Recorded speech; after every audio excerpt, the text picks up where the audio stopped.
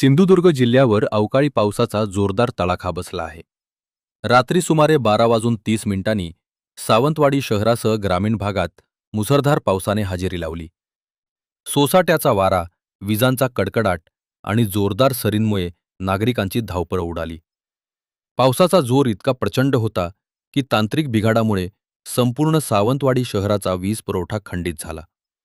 अनेक भाग अंधारात गेले, तर काही ठिकाणी झाडे उन्मळून पडल्याने रस्तेही बंद झाले आहेत. या अवकाळी पावसाचा सर्वाधिक फटका आंबा आणि काजू बागायतदारांना बसला आहे. सोसाट्याच्या वाऱ्यामुळे मोठ्या प्रमाणात फळगळ झाली असून शेतकरी हतबल झाले आहेत. कोकणच्या अर्थव्यवस्थेचा कणा मानल्या जाणाऱ्या आंबा काजू पिकावर संकट कोसळल्याने बागायतदारांच्या चिंतेत भर पडली आहे. दरम्यान, हवामान विभागाने पुढील काही तासात सिंधुदुर्ग जिल्ह्यात मेघगर्जनेसह हलक्या ते मध्यम स्वरूपाच्या पावसाचा इशारा दिला आहे.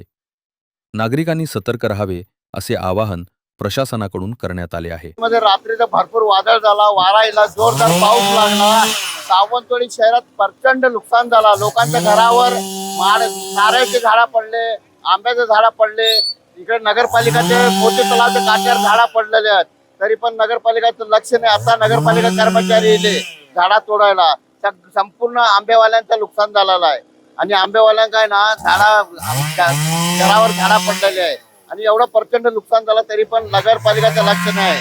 ज्यावेळी आम्ही नगरपालिकावर फोन केला तेव्हा 10 वेळी फोन केला तेव्हा नगरपालिका कर्मचारी आलेला आहे. इथे कोणाचंच लक्ष नाही. सावंतवाडी शहरात सावंतवाडी शहर ग्रामपंचायत करून टाकल्याने सावंतवाडी शहर सुंदरवाडी होती.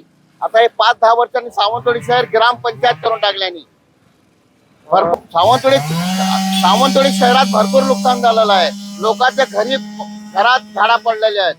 एवढा प्रचंड नुकसान झालं सावंतवाडी शहरात. लाईटचे खांबे पडलेले आहेत, लाईट गेली रात्री 4-5 वेळी. भरपूर नुकसान झालं सावंतवाडीत आणि कुणाचाही लक्ष नाही इथे. लाईट पण गेलेलं आहे, इंटरनेट तर सगळं वाट लागले. झाडा पडले तर सगळं वाटोळं झालं सावंतवाडीत आमदार बिमदार असा सुद्धा त्यांचं लक्ष नाही, कुणाचंच लक्ष नाही, नगरपालिकाचंही लक्ष नाही. आता नगरपालिकावर 10 वेळी मी फोन लावला ना तेव्हा नगरपालिका कर्मचारी इथे आले.